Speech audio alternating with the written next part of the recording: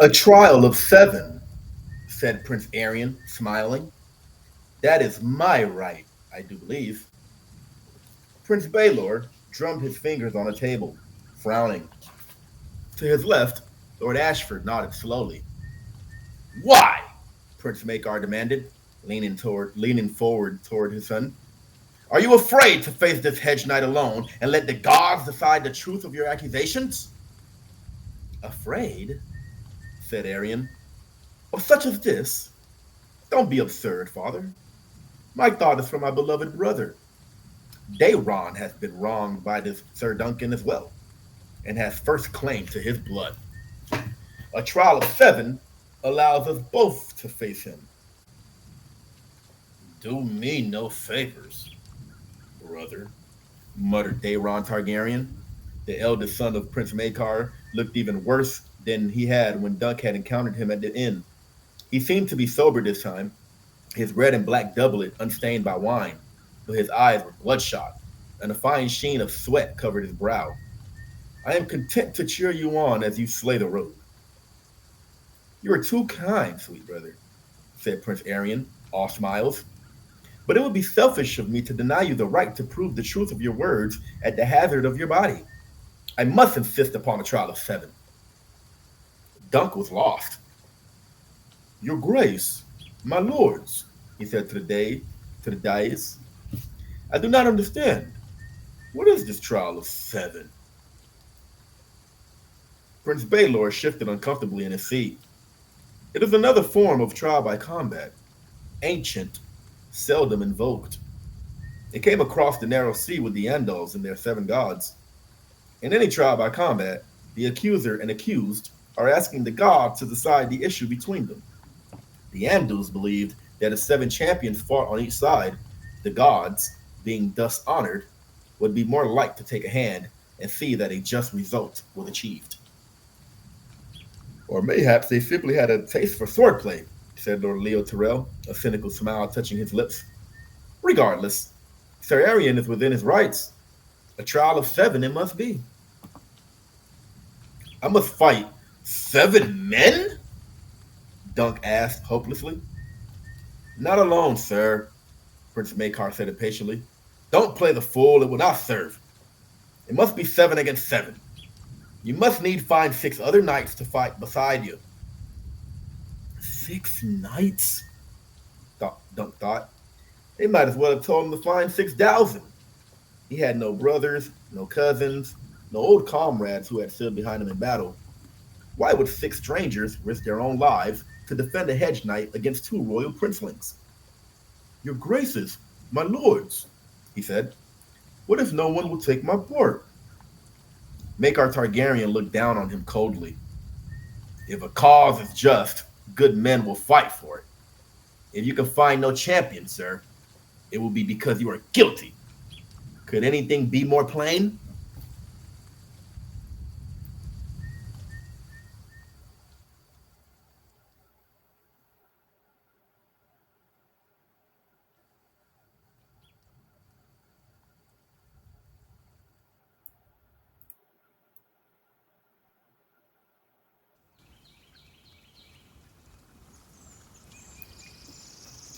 Dunk had never felt so alone as he did when he walked out the gates of Ashford Castle and heard the portcullis rattle down behind him. A soft rain was falling, light as dew on his skin, and yet he shivered at the touch of it. Across the river, colored rings haloed the scant few pavilions where fires still burned. The night was half gone, he guessed. Dawn would be on him in a few hours. And with dawn comes death. They had given him back his sword and silver, yet as he waded across the ford, his thoughts were bleak. He wondered if they expected him to saddle a horse and flee. He could, if he wished. That would be the end of his knighthood, to be sure. He would be no more than an outlaw henceforth, until the day some lord took him and struck off his head. Better to die a knight than to live like that, he told himself stubbornly. Wet to the knee, he trudged past the empty lists. Most of the pavilions were dark, their owners long asleep, but here and there a few candles still burned. Dunk heard soft moans and cries of pleasure coming from within one tent. It made him wonder whether he would die without ever having known a maid. Then he heard the snort of a horse, a snort he somehow knew for thunders. He turned the steps and ran. And there he was, tied up with Chestnut outside a round pavilion lit from within by a vague golden glow. On its center pole, the banner hung sodden, but Dunk could still make out the dark curve of the fossil-away apple. It looked like hope. A trial by combat, Raymond said heavily. Gods be good. Duncan, that means lances of war, morning stars, battle axes. The swords won't be blunted. Do you understand that? Raymond the Reluctant, mocked his cousin Sir Stefan, an apple made of gold and garnets fastened his cloak of yellow wool. You need not fear, cousin. This is a knightly combat. As you are no knight, your skin is not at risk. Sir Duncan, you have one fossil way at least, the ripe one, yes. I saw what Arian did to those puppeteers. I am for you. And I, snapped Raymond angrily, I only meant, his cousin cut him off. Who else fights with us, Sir Duncan? Dunk spread his hands hopelessly. I know no one else. Well, except for Sir Manfred Gondarian, but he wouldn't even vouch that I was a knight. He'll never risk his life for me. Sir Stefan seemed a little perturbed. Then we need 5 more good men. Fortunately, I have more than 5 friends. Leo Longthorn, the Laughing Storm, Lord Cairn, the Lannisters, Sir Otho Bracken, and the Blackwood as well. Though you would never get a Blackwood and Bracken on the same side of a melee. I shall go and speak with some of them. They won't be happy at being woken, his cousin objected. Excellent, declared Sir Stefan. If they are angry, they'll fight all the more fiercely. You may rely on me, Sir Duncan. Cousin, if I do not return before dawn, bring my armor and see that Wrath is saddled and barded for me. I shall meet you both in the Challenger's paddock. He laughed. This will be a day long remembered, I think. When he strode from the tent, he looked almost happy. Not so Raymond. 5 nights, he said glumly after his cousin had gone. Duncan, I am loath to dash your hopes, but if your cousin can bring the men he speaks of, Leo Longthorn, the Brood of Bracken, the Laughing Storm? Raymond stood up. Oh, he knows all of them. I have no doubt about that. But I would be less certain, and then if any of them know him. Stefan sees this as a chance for glory, but it means your life. You should find your own men, sir. I'll help. Better you have too many champions than too few. A noise outside made Raymond turn his head. Who goes there? He demanded, as a boy ducked through the flap, followed by a thin man in a rain-sodden black cloak. Egg? Egg, is that you? Dunk got to his feet. What are you doing here? I'm your squire, the boy said. You'll need someone to arm you, sir. Does your lord father know you've left the castle? Gods be good, I hope not. Daron Targaryen undid the clasp of his cloak and let it slide from his thin shoulders. You? Are you mad coming here? Dunk pulled his knife from his sheath. I ought to shove this through your belly until it comes out of your arse. Probably, Prince Daron admitted, though I'd sooner you pour me a cup of wine. Look at my hands. He held one out and let them see how it shook. Dunk stepped toward him, glowering. I don't care about your hands. You lied about me. I had to say something when my father demanded to know where my little brother had gotten to, the prince replied. He seated himself, ignoring Dunk and the knife. If truth be told, I hadn't even realized Egg was gone. He wasn't at the bottom of my wine cup, and I hadn't looked anywhere else. He sighed. Sir, my father is going to join the 7 accusers, Egg broke in. I begged him not to, but he won't listen. He says it's the only way to redeem Arian's honor. and Daeron's. Not that I ever asked for my honor to be redeemed, said Prince Daeron sourly. Whoever has my honor, they can keep it so far as I'm concerned. Still, here we are. For what it's worth, Sir Duncan, you have little to fear from me. The only thing I like less than horses are swords. Heavy things, and so sharp. I'll do my best to look gallant in the first charge. But after that, well, perhaps you could strike me a nice blow at the side of my helm. Make it ring.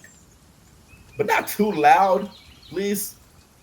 If you take my meaning, my brothers have my measure when it comes to fighting and dancing and thinking and reading, but none of them is half my equal at lying insensible in the mud. Duck could only stare at him and wonder whether the princeling was trying to play him for a fool. Why did you come? To warn you of what you face, Daeron said. My father has commanded the Kingsguard to fight with him. The Kingsguard? Said Dunk, appalled. Well, the three who are here. Thank the gods Uncle Baylor left the other four at King's Landing with our royal grandfather. Egg supplied the names. Sir Roland Craycall, Sir Donald of Duskendale, and Sir Willem of House Wild. They have small choices in the matter, said Daeron. They are sworn to protect the lives of the king and the royal family, and my brothers and I are blood of the dragon, gods help us. Dunk counted on his fingers. That makes 6. Who was the 7th man? Prince Daeron shrugged. Arian will find someone. If need be, he will buy a champion. He has no lack of the gold. Who do you have? Egg asked. Raymond's cousin, Sir Stefan. Daeron winced. Only one? Sir Stefan has gone to some of his friends. I can bring people, said Egg. Knights, I can. Egg, said Dunk. I will be fighting your own brothers. You won't hurt Daeron, though, the boy said. He told you he'd fall down. He said he'd quit. And Arian? I remember when I was little, he used to come into my bedchamber at night and put his knife between my legs. He had too many brothers, he'd say. And maybe one night he'd make me his sister. Then he could marry me. And he threw my cat in the well, too. He says he didn't, but he's a liar. I know he did. Prince Daeron gave a weary shrug. Egg has the truth of it. Arian's quite the monster. He thinks he's a dragon in human form, you know. That's why he was so wroth at that puppet show. A pity he wasn't born a fossil way. Then he'd think himself an apple. And we'd all be a deal safer. But there you are. Standing, he scooped up his fallen cloak and shook the rain from it. I must steal back to the castle before my father wonders why I'm taking so long to sharpen my sword. But before I go, I would like a private word, Sir Duncan. Will you walk with me? Dunk looked at the princeling suspiciously a moment. As you wish. As you wish, Your Grace. He sheathed his dagger. I need to get my shield, too. Egg and I will look for knights, promised Raymond. Prince Daeron knotted his cloak around his neck and pulled up the hood. Dunk followed him back out into the soft rain. They walked toward the merchant's wagons. I dreamed of you. You said that at the inn. Did I? Well, it's so. My dreams are not like yours, Sir Duncan. Mine are true. They frighten me. Tell you the truth, you frighten me. I dreamed of you and a dead dragon, you see. A great beast, huge, with wings so large they could cover this entire meadow. It had fallen on top of you, but you were alive and the dragon was dead. Did I kill it? That I could not say. But you were there, and so was the dragon. We were the masters of the dragons once, we Targaryens. Now, they are all gone. But we remain. I don't care to die today. The gods alone know why, but I don't. So do me a kindness if you would, and make certain And I mean absolute certain, that it is my brother Arian that you slay. Well, I don't care to die either, said Dunk. Well, I shan't kill you, sir. I'll withdraw my accusation as well, but it won't serve unless Arian withdraws his. He sighed. It may be that I've killed you with my lie. If so, I'm sorry. I'm doomed to some hell I know, likely one without wine. He shuddered on that thought, and on that they parted, there in the cool, soft rain.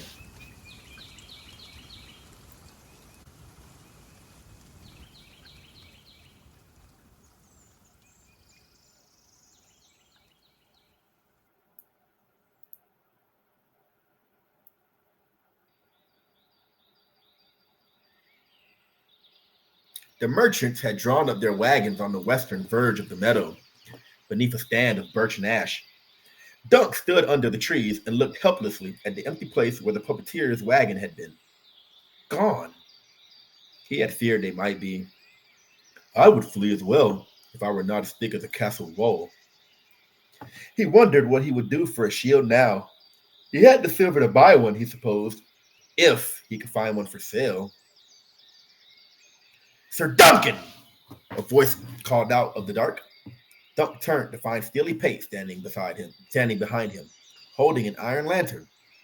Under a short leather cloak, the armorer was bare from the waist up, his broad chest and thick arms covered with coarse black hair. If you are come for your shield, she left it with me. He looked Dunk up and down. 2 hands, 2 feet. So it's to be a trial by combat, is it? A trial of 7. How did you know? Well, they might have kissed you and made you a lord, but it ain't seem likely to me. And if it went the other way, well, you'd be short some parts. Follow me. His wagon was easy to distinguish by the sword and anvil painted on its side. Dunk followed Pate inside. The armorer hung the lantern on a hook, shrugged out of his wet cloak, and pulled a rough spun tunic over his head. A hinged board dropped down from one wall to make a table. Sit, he said, shoving a low stool toward him. Dunk sat. Where did she go? They make for Dorn. The girl's uncle. There's a wise man. Well gone is well forgot. Stay and be seen, and be like the dragon remembers. Besides, he did not think she ought to see you die. Pate went to the far end of the wagon, rummaged about in the shadows a moment, and returned with the shield. Your rim was old, cheap steel, brittle and rusty, he said. I've made you a new one, twice as thick, and put some bands across the back. It'll be heavier now, but stronger too. The girl did the paint. She had made a better job of it than he could ever had hoped for. Even by the lantern light, the sunset colors were rich and bright, the tree tall and strong and noble. The falling star was a bright flash of paint across the open sky. Yet, now that Dunk held it in his hands, it seemed all wrong. The star was falling. What sort of sigil was that? Would he fall just as fast? And sunset heralds night. I should have stayed with the chalice, he said miserably. It had wings at least, to fly away, and Sir Arden said the cup was full of faith and fellowship and good things to drink.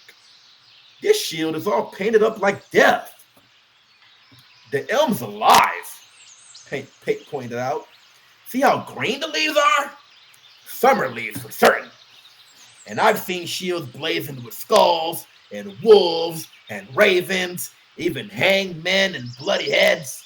They served well enough, and so will this one. You know the old rhyme.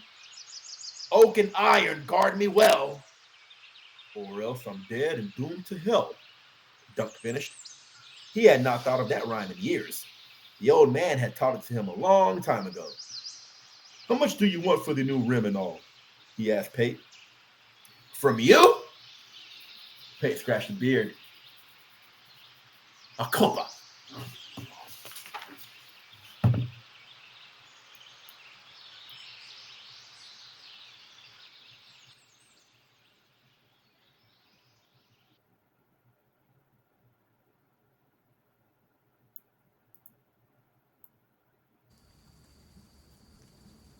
The rain had all but stopped as the first wan light suffused the eastern sky, but it had done its work. Lord Ashford's men had removed the barriers, and the tourney field was one great morass of gray-brown mud and torn grass. Tendrils of fog were writhing along the ground like pale white snakes as Dunk made his way back toward the lists. Steely Pate walked with him. The viewing stand had already begun to fill, the lords and ladies clutching their cloaks tight about them against the morning chill. Small folk were drifting toward the field as well, and hundreds of them already stood along the fence. So many come to see me die, thought Dunk bitterly, but he wronged them. A few steps farther on, a woman called out, "Good fortune to you!" An old man stepped up to take his hand and said, "May the gods give you strength, sir. May they give you strength." Then a begging brother in a tattered brown robe said a blessing on his sword, and a maid kissed him in a cheek. "They are for me." "Why?" he asked Pate. "What am I to them?" "You're a knight who remembered his vows," the smith said. They found Raymond outside the challenger's paddock at the south end of the list, waiting for his cousin's horse and Dunk's. Thunder tossed restlessly beneath the weight of crennet, chamfron, and blanket of heavy mail. Pate inspected the armor and pronounced it good work, even though someone else had forged it. Wherever the armor had come from, Dunk was grateful. Then he saw the others, the one-eyed man with the salt and pepper beard, the young knight in the striped yellow and black surcoat with the beehives on the shield. Robin Risling and Humphrey Beavery, he thought in astonishment. And Sir Humphrey Harding as well? Harding was mounted on Arian's red charger, now barded in his red and white diamonds. He went to them. "Sirs, I am in your debt." "The debt is Arian's," Sir Humphrey Harding replied, "and we mean to collect it." "I had heard your leg was broken." "You heard the truth," Harding said. "I cannot walk, but so long as I can fit a horse, I will fight." Raymond took Dunk aside. "I hoped Harding would want another chance at Arian, and he did. As it happens, the other Humphrey is his brother by marriage. Egg is responsible for Sir Robin, whom he knew from other tourneys. So you are 5. 6, said Duncan in wonder, pointing. A knight was entering the paddock, his squire leading his charger behind him. The Laughing Storm, a head taller than Sir Raymond and almost of a height with Dunk. Sir Lionel wore a cloth of gold surcoat, bearing the crowned stag of House Baratheon, and carried his antlered helm under his arm. Dunk reached for his hand. "Sir Lionel, I cannot thank you enough for coming, nor Sir Stefan for bringing you." "Sir Stefan? Who in the 7 hells is that?" Sir Lionel gave him a puzzled look. "It was your squire who came to me, the boy Egan. Me own lad had tried to chase him off, but he slipped between his legs and turned a flagon of wine over my head."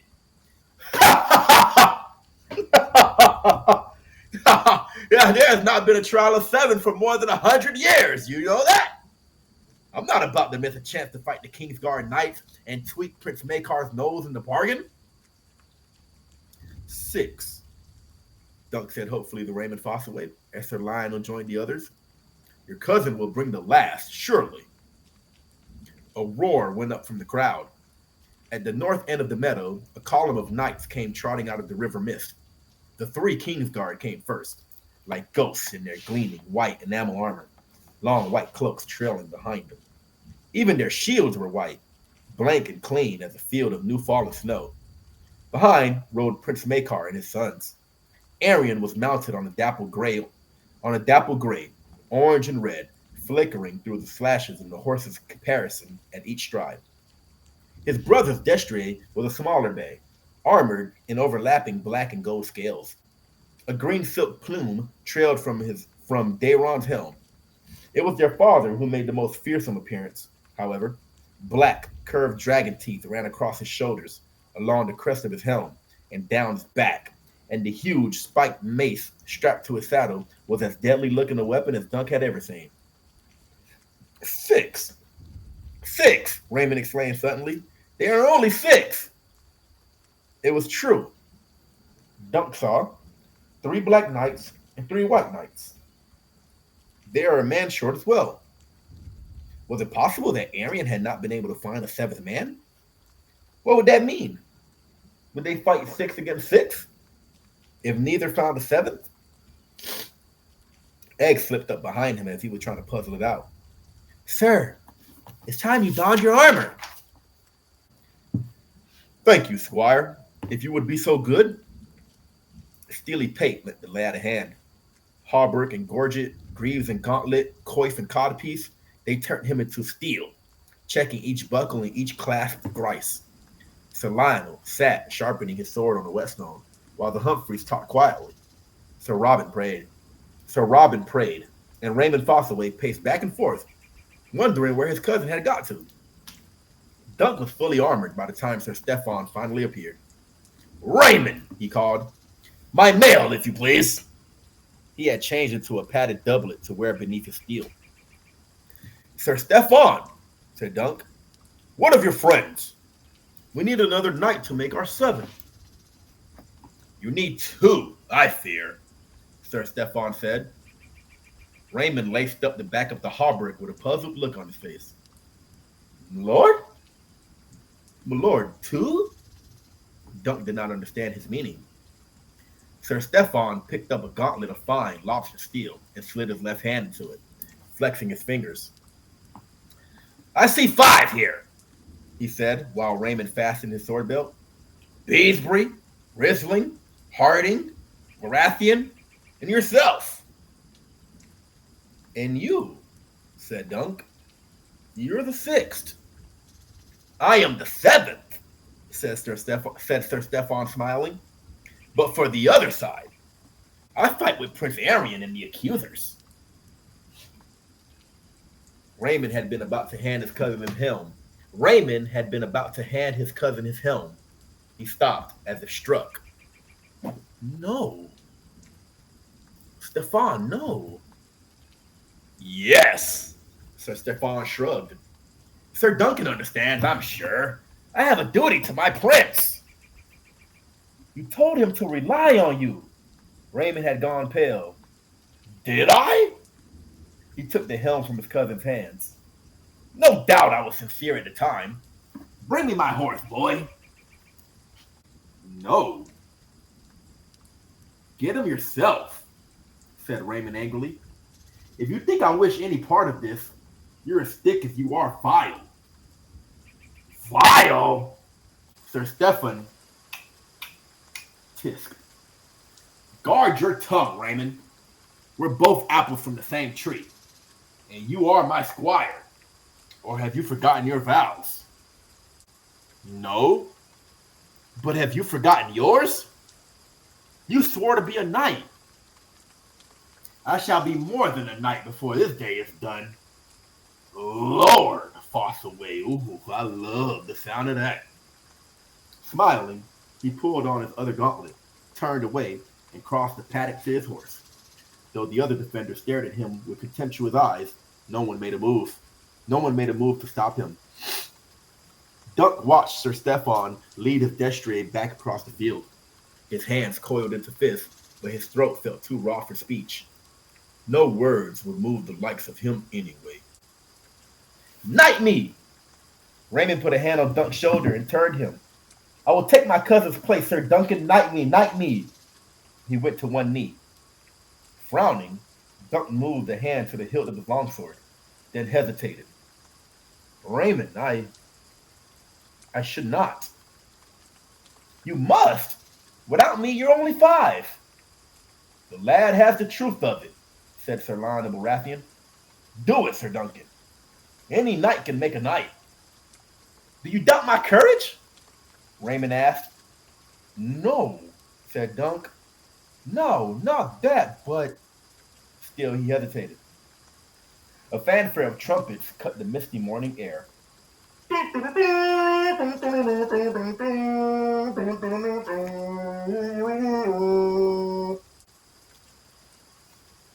Egg came running up to them. Sir, Lord Ashford summons you. The laughing Storm gave an impatient shake of the head. Go to him, Sir Duncan. I'll give Squire Raymond his knighthood. He slid his sword out of his sheath and shouldered Dunk's side. Raymond of the house Fossaway, he began solemnly, touching the blade to the squire's right shoulder. In the name of the warrior, I charge you to be brave. The sword moved from the right shoulder to the left. In the name of the father, I charge you to be just. Back to the right. In the name of the mother, I charge you to defend the young and the innocent. The left. In the name of the maiden, I charge you to protect all women. Dunk left him there, feeling as relieved as he was guilty. We are still one short, he thought, as Egg held thunder for him. Where will I find another man? He turned the horse and rode slowly toward the viewing stand where Lord Ashford stood waiting. From the north side of the lists, Prince Arion advanced to meet him. Sir Duncan, he said cheerfully, it would seem you only have 5 champions. 6, said Dunk. Sir Lionel was knighting Raymond Fossaway. We will fight you 6 against 7. Men had won at far worse odds, he knew. But Lord Ashford shook his head. That is not permitted, sir. If you cannot find another knight to take your side, you must be declared guilty of the crimes of which you stand accused. Guilty, thought Dunk. Guilty of loosening a tooth? And for that I must die? Lord, I beg a moment. You have it. Dunk rode slowly along the fence. The viewing stand was crowded with knights. My lords, he called to them, do none of you remember Sir Arlen of Penetry? I was his squire. We served many of you, ate at your tables and slept in your halls. He saw Manfred Dondarian seated in the highest tier. Sir Arlen took a wound in your father's service. The knight said something to the lady beside him, paying no heed. Dunk was forced to move on. Lord Lannister, Sir Arlen unhorsed you once in a tourney. The great lion examined his gloved hands, studiedly refusing to raise his eyes. He was a good man, and he taught me how to be a knight. Not only sword and lance, but honor. A knight defends the innocent, he said. That's all I did. I need one more knight to fight beside me. One, that's all. Lord Karen? Lord Swan? Lord Swan laughed softly as Lord Karen whispered in his ear. Dunk reined up before Sir Otho Bracken, lowering his voice. Sir Otho, all know you for a great champion. Join us, I beg you. In the names of the old gods and the new, my cause is just. That may be, said the brutal Bracken, who had at least the grace to reply to him. But it is your cause. It's not mine. I know you not, boy. Heartsick, Dunk wheeled thunder and raced back and forth before the tears of pale, cold men. Despair made him shout, Are there no true knights among you? Only silence answered. Across the field, Prince Arion laughed. The dragon is not mocked, he called out. Then came a voice. I will take Sir Duncan's side. A black stallion emerged from out of the river mist, a black knight on his back. Dunk saw the dragon shield and the red enamel crest upon his helm with its 3 roaring heads. The young prince. Gods be good, is it truly him? Lord Ashford made the same mistake. Prince Valar? No. The black knight lifted the visor of his helm. I did not think to enter the list, said Ashford, my lord, so I bought no armor. My son was good enough to lend me his. Prince Baelor smiled almost sadly. The accusers were thrown into confusion, Dunk could see. Prince Maekar spurred his mount forward. Brother, have you taken leave of your senses? He pointed a mailed finger at Dunk. This man attacked my son, your nephew. This man protected the weak, as every true knight must, replied Prince Baelor. Let the gods determine if he was right or wrong.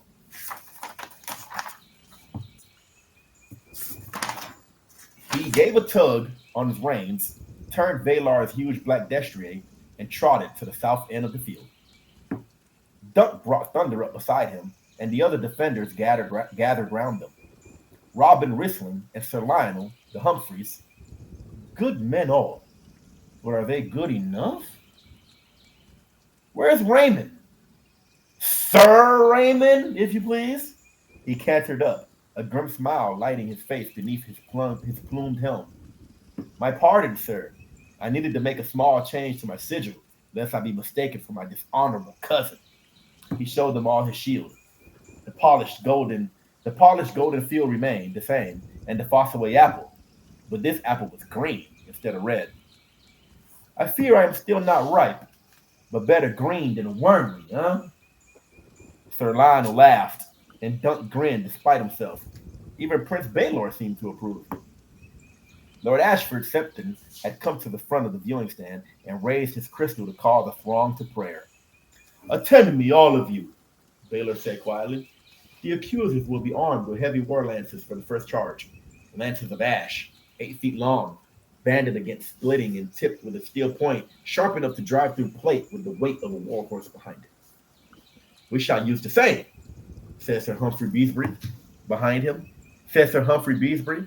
Behind him, the Septon was calling on the Seven to look down and judge this dispute, and grant victory to the men whose cause was just. No, Baelor said. We will arm ourselves with tournament lances instead. Tourney lances are made to break, objected Raymond. They are also made 12 feet long. If our points strike home, theirs cannot touch us. Aim for helm or chest. In a tourney, it is a gallant thing to break your lance against a foe's shield, but here it may well mean death. If we can unhorse them and keep our own saddles, the advantage is ours. He glanced to Dunk. If Sir Duncan is killed, it is considered that the gods have judged him guilty, and the contest is over. If both of his accusers are slain or withdraw their accusations, the same is true. Elsewise, all 7 of one side or the other must perish or yield for the trial to end. Prince Daron will not fight, Dunk said. Not well, anyway, Sir Lionel laughed. Against that, we have 3 of the white swords to contend with. Baelor took that calmly. My brother erred when he demanded that the Kingsguard fight for his son. Their oath forbids them to harm a prince of the blood. Fortunately, I am such. He gave them a faint smile. Keep the others off me long enough and I shall deal with the Kingsguard. My prince, is that chivalrous? Asked Sir Lionel Baratheon as the Septon was finishing his invocation. The gods will let us know, said Baelor Breakspear. A deep, expectant silence had fallen across Ashford Meadows. 80 yards away, Arian's gray stallion trumpeted with impatience and pawed the muddy ground.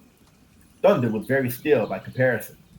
He was an older horse, veteran of 100 fights, and he knew what was expected of him.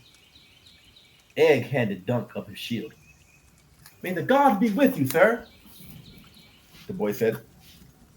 The sight of his elm tree and shooting star gave him heart. Dunk slid his left arm through the strap and tightened his fingers around the grip. Oak and iron guard me well, or else I'm dead and doomed to hell. Steely Pate brought his lance to him, but Egg insisted that it must be he who put it into Dunk's hand. To either side, his companions took up their own lances and spread out in a long line. Prince Baelor was to his right, and Sir Lionel to his left, but the narrow ice slit of the great helm limited Dunk's vision to what was directly ahead of him. The viewing stand was gone, and likewise the small folk crowding the fence. There was only the muddy field, the pale blowing mist, the river, town and castle to the north, and the princeling on his gray charger with flames on his helm and a dragon on his shield. Dunk watched Arian Squire hand him a war lance, 8 feet long and black as night. He will put that through my heart if he can. A horn sounded.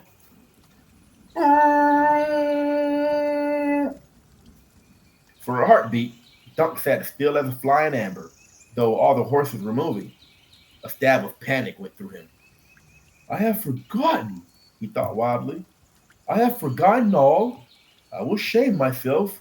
I will lose everything. I will lose my life. Thunder saved him. The big brown stallion knew what to do, even if his rider did not. He broke into a slow trot. Dunk's training took over then. He gave the warhorse a light touch of spur and couched his lance.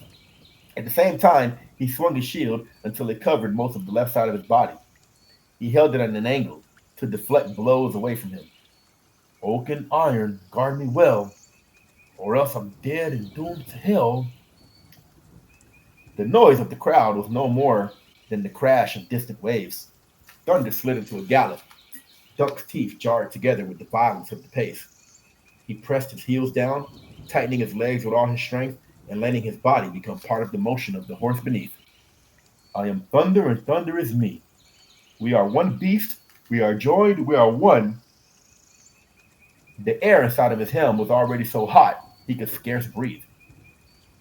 In a tourney joust, his foe would be to his left across the tilting barrier, and he would need to swing his lance across Thunder's neck. The angle made it more likely that the wood would split on impact. But this was a deadlier game they played today. With no barriers dividing them, the destriers charged straight at one another. Prince Baelor's huge black was much faster than Thunder, and Dunk glimpsed him pounding ahead through the corner of his icelet. He sensed more than saw the others. They do not matter. Only Arian matters. Only he.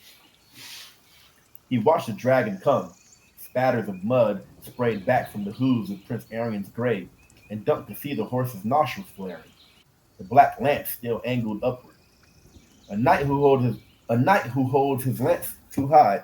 A knight who holds his lance high, and brings it online at the last moment always risks lowering it too far, the old man had told him. He brought his own point to bear on the center of the princeling's chest. My lance is part of my arm, he told himself. It's my finger, a wooden finger. All I need to do is touch him with my long wooden finger. He tried not to see the sharp iron point at the end of Arian's black lance, growing larger with every stride. The dragon.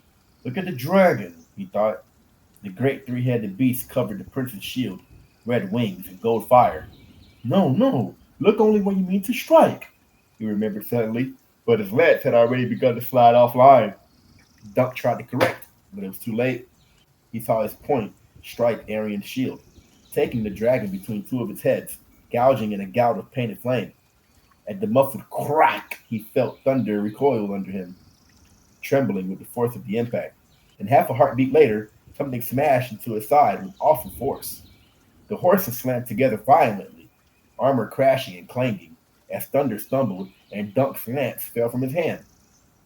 Then he was past his foe, clutching at his saddle in a desperate effort to keep his feet.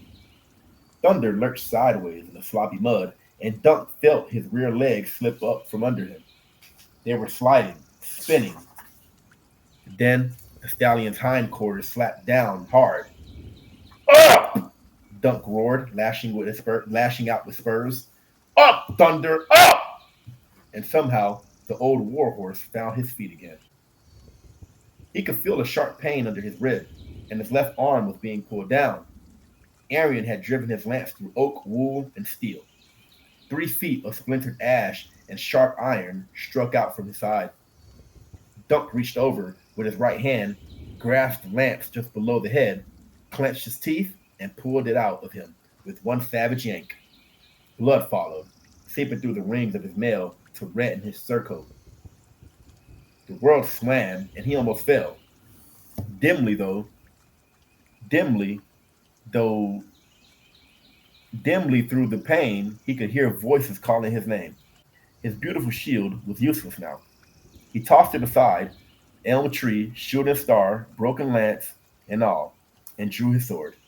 But he hurt so much he did not think he could swing it. Turning Thunder in a tight circle, he tried to get a sense of what was happening elsewhere on the field. Sir Humphrey Harding clung to the neck of his mount, obviously wounded. The other Sir Humphrey lay motionless in a lake of blood-stained mud, a broken lance protruding from his groin. He saw Prince Baelor gallop past, lance still intact, and drive one of the king's guards from the saddle. Another of the white knights was already down, and Maekar had been unhorsed as well. The third of the king's guard was fending off Robin Rissling. Arian. Where is Arian? The sound of drumming hooves behind him made Dunk turn his head sharply. Thunder bugled and reared, hooves lashing out futilely as Arian's gray stallion barreled into him at full gallop. This time, there was no hope for recovery. His longsword went spinning from his grasp, and the ground rose up to meet him. He landed with a bruising impact that jarred him to the bone and drove the breath from his lungs. Pain stabbed through him, so sharp he sobbed. For a moment, it was all he could do to lie there. The taste of blood filled his mouth. Dunk the Lunk thought he could be a knight. He knew he had to find his feet again or die. Groaning, "Ugh," he forced himself to his hands and knees. He could not breathe, nor could he see. The eye slit of his helm was packed with mud.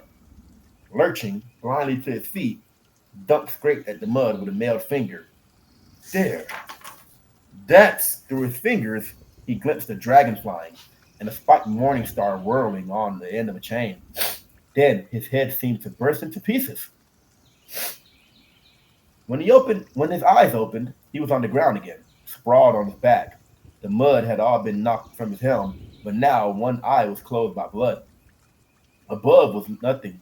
Above was nothing. Above was nothing with dark gray sky. Yeah, that's an error by the author right here. Above was nothing with dark gray sky. His face throbbed, and he could feel cold, wet metal pressing in against cheek and temple. He broke my head, and I'm dying. What was worse was the others who would die with him. Raymond and Prince Baylor and the rest. I failed them. I failed them. I'm no champion. I'm not even a hedge knight. I am nothing. He remembered Prince Dayron boasting that no one could lie insensible in the mud as well as he did. He never saw Dunk the Lunk, though, did he? The shame was worse than the pain. The dragon appeared above him. 3 heads it had, and wings bright as flame, red and yellow and orange. It was laughing. Are you dead yet, Hedge Knight? It asked. Cry for quarter and admit your guilt, and perhaps I'll only claim a hand and a foot. Oh, and those teeth. But what are a few teeth? A man like you can live years on peas porridge. The dragon laughed again. No? Eat this then! The spiked ball whirled around and around the sky and fell toward his head as fast as a shooting star. Dunk rolled. Where he found the strength, he did not know, but he found it. He rolled into Arian's legs, threw a steel-clad arm around his thigh, dragged him, cursing into the mud, and rolled on top of him. Let him swing that bloody morning star now. The prince tried forcing the lip of his shield up at Dunk's head, but his battered helm took the brunt of the impact. Arian was strong, but Dunk was stronger, and larger, and heavier as well. He grabbed hold of the shield in both hands and twisted until the straps broke. Then he brought it down on top of the princeling's helm, again and again, smashing the enameled flames off his crest. The shield was thicker than Dunk's had been, solid oak banded with iron. A flame broke off, then another.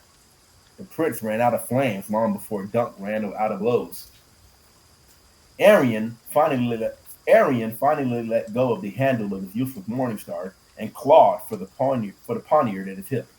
He got it free of the sheath, but when Dunk wanged his hand with the shield, the knife sailed off into the mud. He could vanquish Sir Duncan the Tall, but not Dunk of Fleabottom.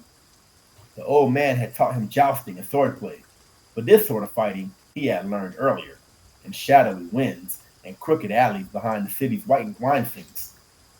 Dunk flung the battered shield away and wrenched up the visor of Arian's helm. The visor is a weak point, he remembered Steely Pate saying. The prince had all but ceased to struggle. His eyes were purple and full of terror. Dunk had a sudden urge to grab one and pop it like a grape between his 2 steel fingers, but that would not be knightly. Yield! He shouted. I yield!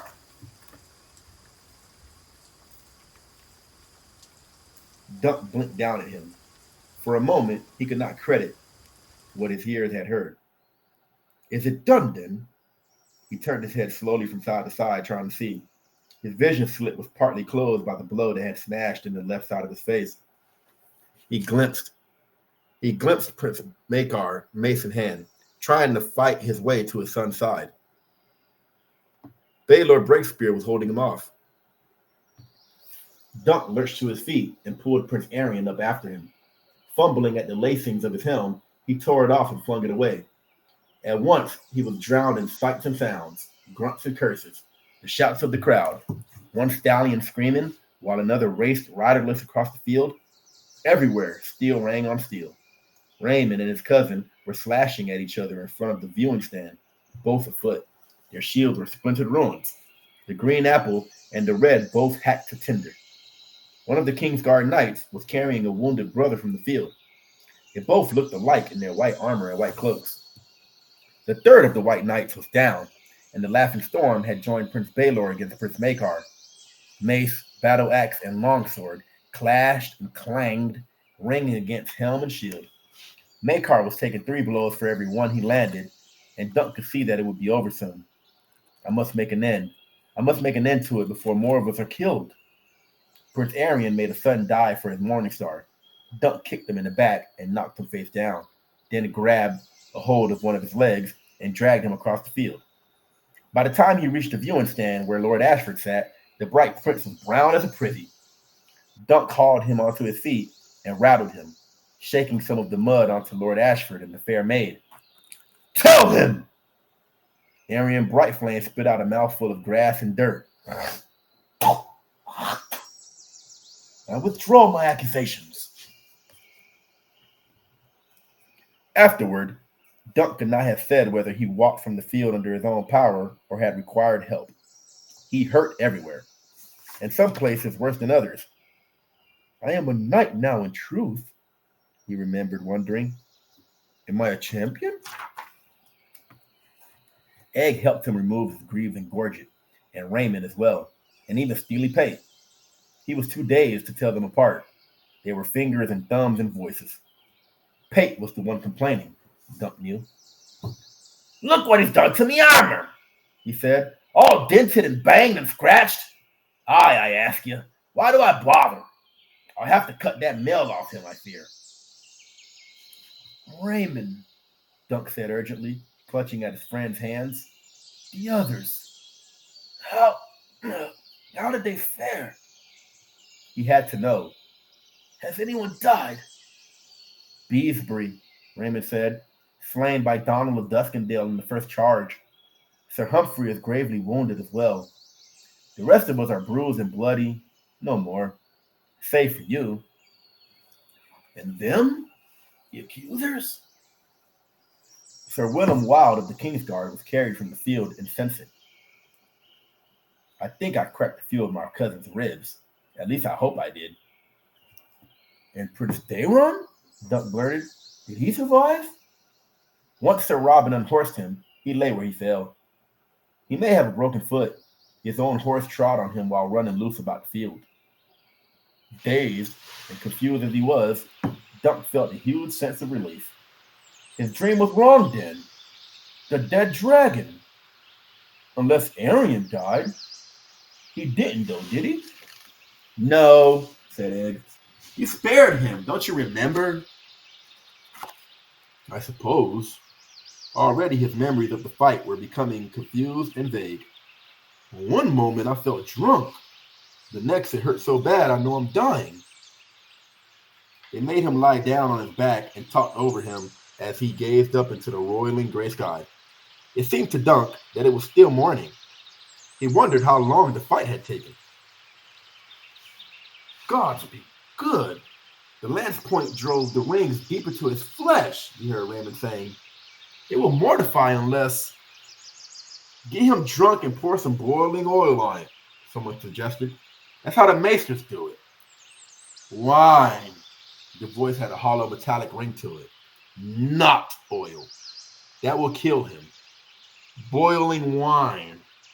I'll send Maester Yornwell to have a look at him when he's done tending my brother. A tall knight stood above him. in black armor, dented and scarred by many blows. Prince Baelor. The scarlet dragon on his helm had lost a head, both wings, and most of its tail. Your Grace, Dunk said, I am your man. Please, I am your man. My man. The Black Knight put a hand on Raymond's shoulder to steady himself. I need good men, said Duncan the Tall. The realm. His voice sounded oddly slurred. Perhaps he bit his tongue. The realm. Dunk was very tired. It was hard to stay awake. Your man, he murmured once more. The prince moved his head slowly from side to side. Sir Raymond, my helm, if you'd be so kind. The visor's cracked. And my fingers feel like wood. At once, your grace. Raymond took the prince's helm in both hands and grunted. Good man, Pate. A hand, please. Steely Pate dragged over a mounting stool. It's crushed down at the back, your grace. Toward the left side, smashed into the gorget. Good steel this to stop such a blow. Brother's mace, most like, Baelor said thickly. He's strong. He's strong. He winced. That feels clear. Here it comes! Pate lifted the battered helm away. Gods be good! Oh, gods! Gods be good! God preserve me! Dunk saw something red and wet fall out of the helmet. Someone was screaming, high and terrible. Against the bleak gray sky swayed a tall prince in black armor with only half a skull. He could see red blood and pale bone beneath, and something else, something blue-gray and pulpy. A queer, troubled look passed across Baelor Breakspear's face, like a cloud passing before the sun. He raised his hand and touched the back of his head with 2 fingers, oh so lightly. And then he fell. Dunk caught him. Up, he said, just as he had with Thunder in the melee. Up, your grace, up! But he never remembered that afterward, and the prince did not rise.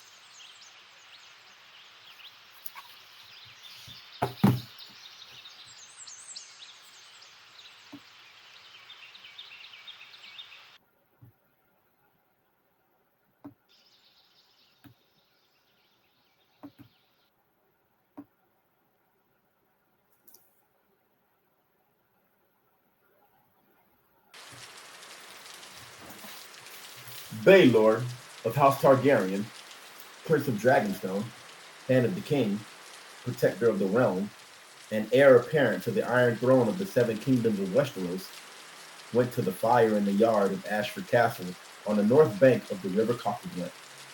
Other great houses might choose to bury their dead in the dark earth or sink them in the cold green sea. But the Targaryens were the blood of the dragon, and their ends were writ in flame. He had been the finest knight of his age, and some argued that he should have gone to face the dark. Clad in mail and plate, a sword in his hand. In the end, though, his royal father's wishes prevailed, and Daeron II had a peaceable nature. When Dunk shuffled past Baelor's bier, the prince wore a black velvet tunic with a 3-headed dragon picked out in scarlet thread upon his breast. Around his throat was a heavy gold chain. His sword was sheathed by his side, but he did wear a helm, a thin golden helm with an open visor so men could see his face. Valar, the young prince, stood vigil at the foot of the bier, while his father lay in state. He was a shorter, slimmer, handsomer version of his sire, without the twice-broken nose that had made Baelor seem more human than royal. Valar's hair was brown, but a bright streak of silver gold ran through it. The sight of it reminded Dunk of Arryn. but he knew that was not fair. Egg's hair was growing back as bright as his brother's, and Egg was a decent enough lad for a prince. When he stopped to offer awkward sympathies, well larded with thanks, Prince Valar blinked cool blue eyes at him and said, "My father was only 9 and 30. He had it in him to be a great king, the greatest since Egan the Dragon. Why would the gods take him and leave you?" He shook his head. "Be gone with you, Sir Duncan, be gone." Wordless, Dunk limped from the castle down to the camp by the green pool. He had no answer for Valar, nor for the questions he asked himself. The maesters and the boiling wine had done their work, and his wound was healing cleanly, though there would be a deep, puckered scar between his left arm and nipple. He could not see the wound without thinking of Baelor. "He saved me once with his sword, and once with a word, even even though he was a dead man as he stood there." The world made no sense when a great prince died, so a hedge knight might live. Dunk sat beneath his elm and stared morosely at his foot.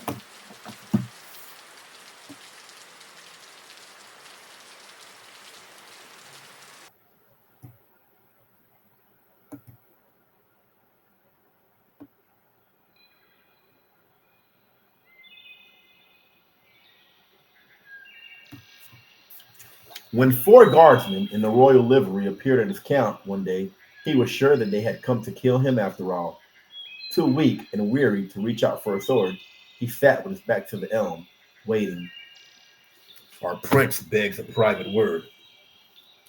"Which prince?" asked Dunk, wary. "This prince," a brusque voice said before the captain could answer. Maekar Targaryen walked out from behind the elm. Dunk got slowly to his feet. "What would he have of me now?" Maekar motioned, and the guards vanished as suddenly as they had appeared. The prince studied him a long moment, then turned and paced away from him to stand beside the pool, gazing down at his reflection in the water. "I have sent Arion to Lys," he announced abruptly.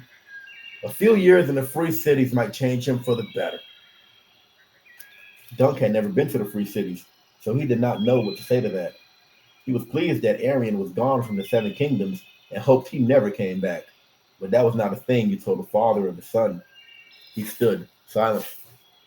Prince Maekar turned to face him. "Some men will say I meant to kill my brother. The gods know it is a lie, but I will hear the whispers until the day I die. And it was my mace that dealt the fatal blow, I have no doubt. The only other foes he faced in the melee were three Kingsguard, whose vows forbade them to do any more than defend themselves. So it was me. Strange to say, I do not recall the blow that broke the skull. Is that a mercy? Is that a curse? Some of both, I think." From the way he looked at Dunk, it seemed the prince wanted an answer. "I could not say, Your Grace." Perhaps he should have hated Maekar, but instead he felt a queer sympathy for the man.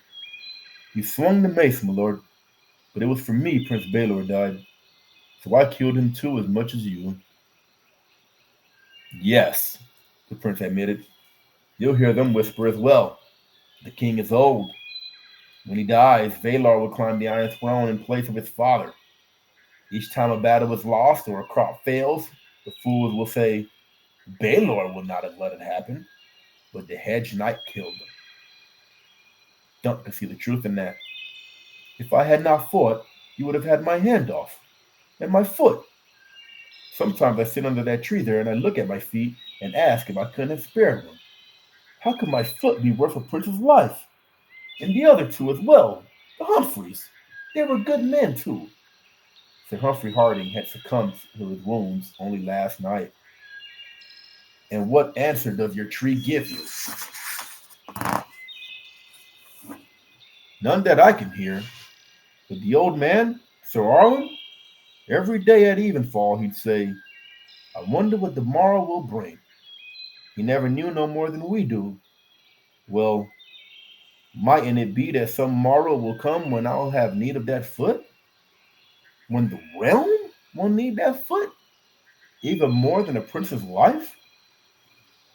Makar chewed on that a time, mouth clenched beneath the silvery pale beard that made his face seem so square. It's not bloody likely, he said harshly. The realm has as many hedge knights as hedges, and all of them have feet. If your grace has a better answer, I'd want to hear it. Makar frowned. It may be that the gods have a taste for cruel japes, or perhaps there are no gods. Perhaps none of this had any meaning. I'd asked the High Septon, but the last time I went to him, he told me that no man can truly understand the workings of the gods. Perhaps he should try sleeping under a tree. He grimaced. My youngest son seems to have grown fond of you, sir. It is time he was a squire, but he tells me he will serve no knight but you. He is an unruly boy, as you have noticed. Will you have him? Me? Dunk's mouth opened and closed and opened again. Egan, he's a good lad, but your grace, I know you honor me, but I'm only a hedge knight. That can be changed, said Makar. Egan is to return to my castle at Summerhall. There is a place for you, if you wish. A knight of my household. You'll swear your sword to me, and Egan can squire for you. While you train him, my master at arms will finish your own training. The prince gave him a shrewd look. Your Sir Arlen did all he could for you, I have no doubt, but you still have much to learn. I know, my lord. Dunk looked about him, at the green grass and the reeds, the tall elm, the ripples dancing across the surface of the sunlit pool. Another dragonfly was moving across the water, or perhaps it was the same one. What shall it be, Dunk? He asked himself. Dragonflies or dragons? A few days ago, he would have answered at once. It was all he had ever dreamed. But now that the prospect was at hand, it frightened him. Just before Prince Baelor died, I swore to be his man. Presumptuous of you, said Makar. What did he say? That the realm needed good men. That's true enough. What of it? I will take your son to Squire, your grace, but not at Summerhall. Not for a year or two. He's seen sufficient of castles, I will judge. I'll have him only if I can take him on the road with me. He pointed to old Chestnut. He'll ride my stock, wear my old cloak, and he'll keep my sword sharp and my mail scoured. We'll sleep in inns and stables, now and again in the halls of some landed knight or lesser lordling, and maybe under trees when we must. Prince Makar gave him an incredulous look. Did the trial addle your wits, man? Egan is a prince of the realm, the blood of the dragon. Princes are not made for sleeping in ditches and eating hard salt beef. He saw Dunk hesitate. What is it you're afraid to tell me? Say what you will, sir. I command you to speak freely. Makar Targaryen, I command you to speak freely. Daeron never slept in a ditch, I'll wager, Dunk said very quietly. And all that beef that Arya never ate was thick and rare and bloody, like as not. Makar Targaryen, Prince of Summerhall, regarded Dunk of Fleabottom for a long time, his jaw working silently beneath his silvery beard.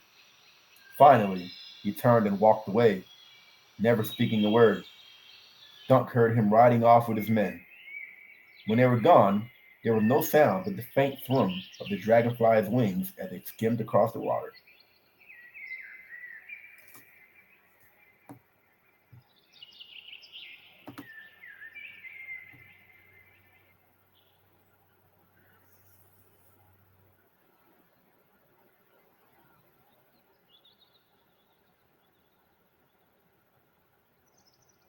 The boy came the next morning, just as the sun was coming up.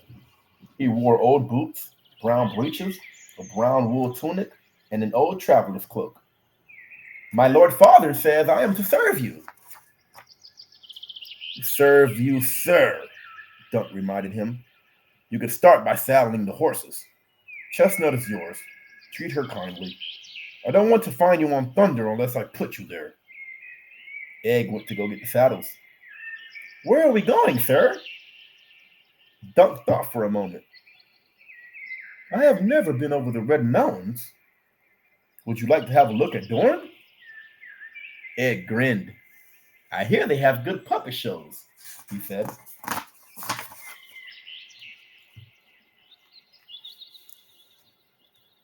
That concludes The Hedge Knight. I hope you enjoyed. The next reading will be The Sworn Sword. Stay tuned. The playlist will be up soon. Have a wonderful, wonderful day or evening.